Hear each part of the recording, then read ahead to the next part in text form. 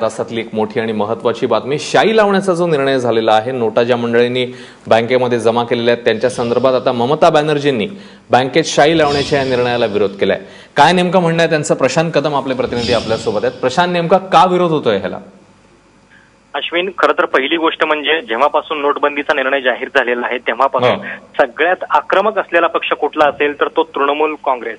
अगदी पहिल्यापासून त्यांनी या विरोधात भूमिका घेतलेली आहे आणि थोड्या वेळापूर्वी अर्थ सचिव शक्तिकांत दास यांनी जो एक नवीन निर्णय जाहीर केला की त्यांचं असं म्हणणं होतं की बँकामध्ये ज्या रांगा लागतायत एवढ्या मोठ्या, त्या रांगा लागण्यापाठीमागचं एक प्रमुख कारण हे आहे की लोक पुन्हा पुन्हा पैसे काढण्यासाठी तेच लोक परत येत आहेत आणि ते रोखण्यासाठी सरकारनं एक अभिनव कल्पना काढली की जशी मतदानानंतर आपल्या बोटाला काळी शाई लावण्यात येते तशाच पद्धतीची शाई बँकेत पैसे काढल्यावरती लोकांच्या हाताला लावण्यात येईल।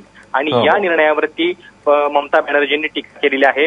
खरं तर 19 तारखेला पश्चिम बंगालमध्ये 3 ठिकाणी विधानसभेच्या पोटनिवडणुका होत आहेत आणि त्यावेळी तिथेही लोकांच्या बोटाला शाई लावावी लागणार आहे किंवा आता जर बँकेतल्या शाई घेऊन ते लोक मतदान करायला गेले तर त्यांना अडचण होऊ शकते आणि त्यामुळे त्यांनी या संदर्भातला प्रश्न उपस्थित केलेला आहे। आणि सरकारचा सामान्य माणसांवरती विश्वास नाहीये का, कारण तुम्ही अशा पद्धतीने शाई लावून त्यांना पकडताय तर सरकारचा सामान्य माणसावरती विश्वास नाहीये, अशा पद्धतीची टीका त्यांनी केलेली आहे।